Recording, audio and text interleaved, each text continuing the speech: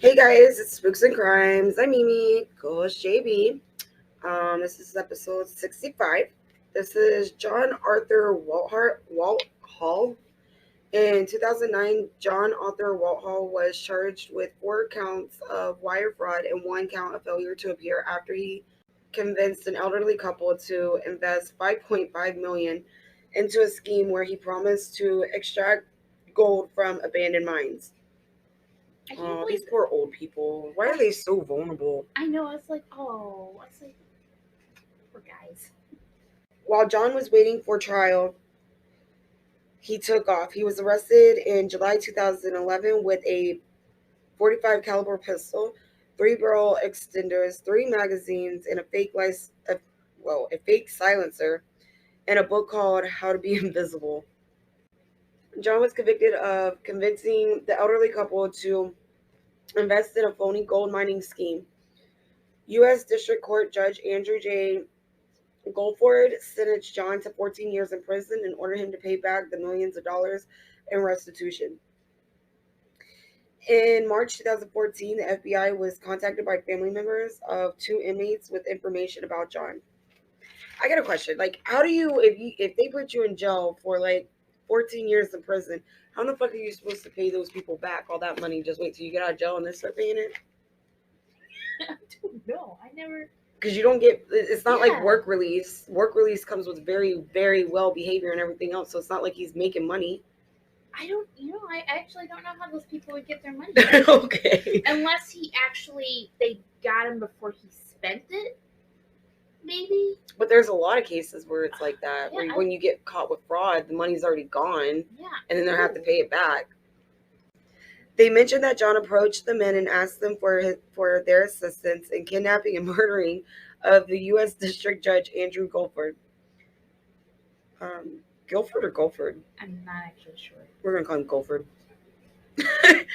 Assistant U.S. Attorneys Ivy Wang and Mark Takla Bernal, his formal, well, no, I just skipped a whole sentence, sorry. FBI agents Brad Howard and Frank Bernal, his former defense attorney Timothy Scott, and others.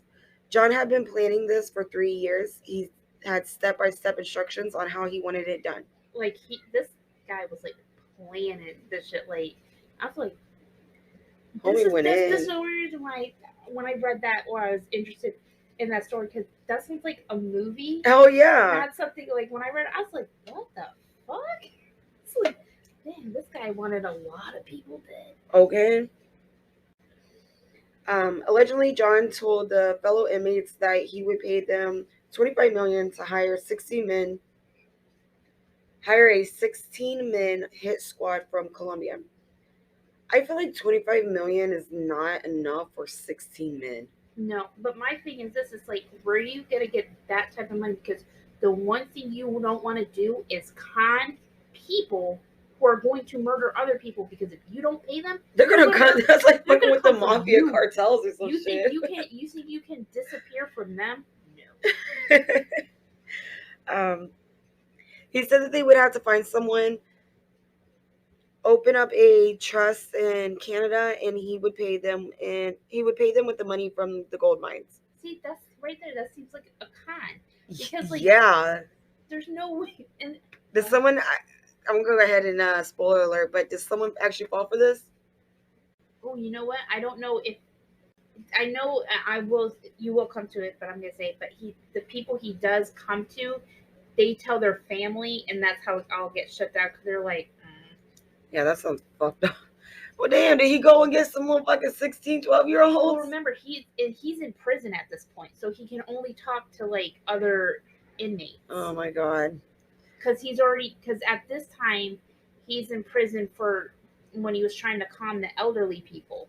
So he's already in prison when he was planning this shit for 3 years. Oh, damn. John just don't stop. John was recorded by an undercover agent saying that he wanted Guilford to suffer a nice and painful death by shoving him in a wood chipper. What is that word? He cussed. Oh, okay. You put the word.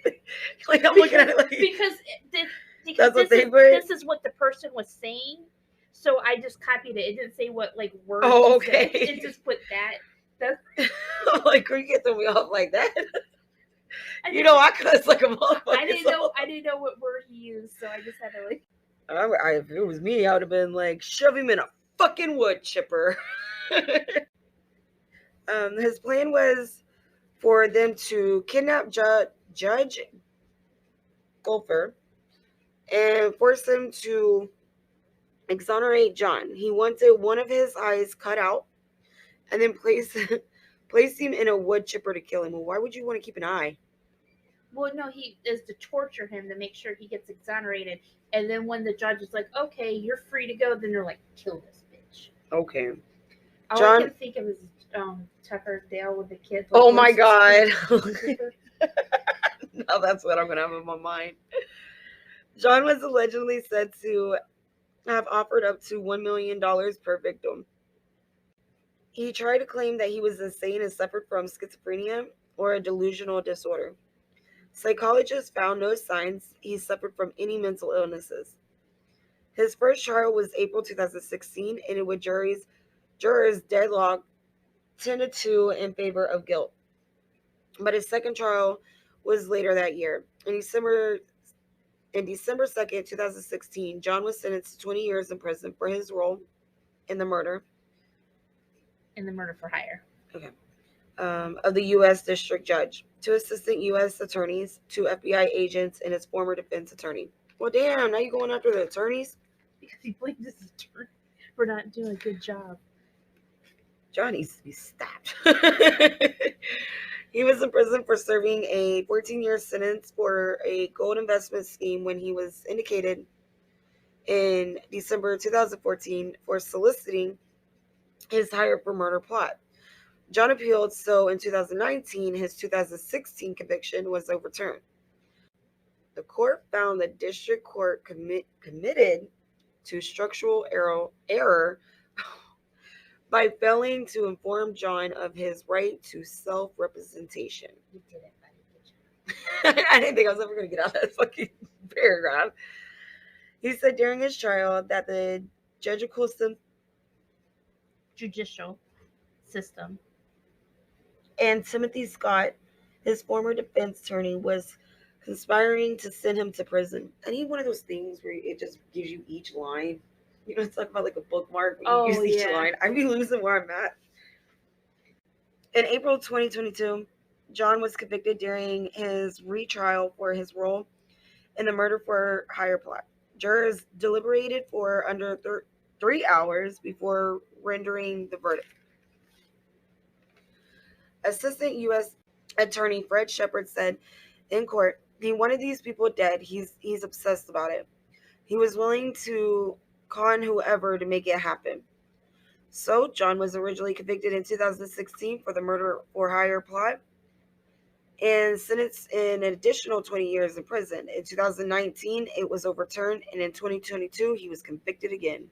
Yeah, so it got overturned. But you just ain't getting out. You need to stop. It got overturned, and then when it went back, he got tried again, they're like, nah, you're guilty. The fuck? These are our little crack stories. All right. So this one takes place in Florida. In February 2022, someone walked into TD Bank just before 11:30 a.m. with a machete and robbed them. Fucking machete. Police followed the robber onto I-95 but lost sight of him. Sheriff deputies joined the pursuit and followed the robber into a church parking lot. The robber allegedly was throwing money out the window during the chase. The robber surrendered at the church's parking lot. Why would you throw the money out the window, bro? You don't think they don't see that shit already? But the thing is like they're. But there's evidence that you had it because you were literally throwing it out the window. I don't understand that. That made no sense to me. Fuck that. This one takes place in Rhode Island. In 2011, a man walked into a Citizens Bank inside a Stop and Shop grocery store around 7 p.m. The man gave the teller a piece of paper that said, "This is a robbery." The teller put down the security curtain, said the bank was closing and closed the bank security screen door. The man quickly walked away without any money. Like the teller came, was just like, not today. We're closed. Okay. That was my favorite part about it, where the teller was like, yeah, no, we're closed. You ain't robbing us today. Come back tomorrow. Like that one. And the guy's like, okay. I'll come back. Oh god. Okay, that's all we have for this episode. It's a really short one. Sorry. No new updates. No. Except for we're still, well, I mean, it's not new, but we're still dropping episodes on Wednesday. Apologies for the 2 weeks that we did not drop any. We have episodes. We had family emergencies to take care to. As always, we still have shitty equipment, so the YouTube videos aren't. We're gonna work on it. And I got to get back onto the Instagram to update all the pictures and stuff for the last couple stories. But other than that, I think that's it, right? Yeah. All right, guys. Bye.